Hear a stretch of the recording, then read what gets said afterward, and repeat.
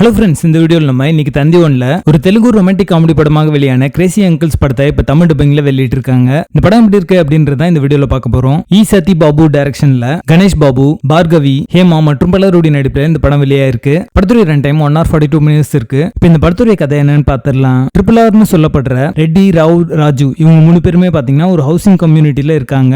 இவங்க 3 பேருக்குமே அவங்க ஒய்ஃபால நிறைய பிரச்சனைகள் இருக்கிற ஒரு சூழல்ல அதே ஹவுசிங் கம்யூனிட்டியை சேர்ந்த பிரபல பாடகியான ஸ்வீட்டி இவங்களோட லைஃப்ல வராங்க.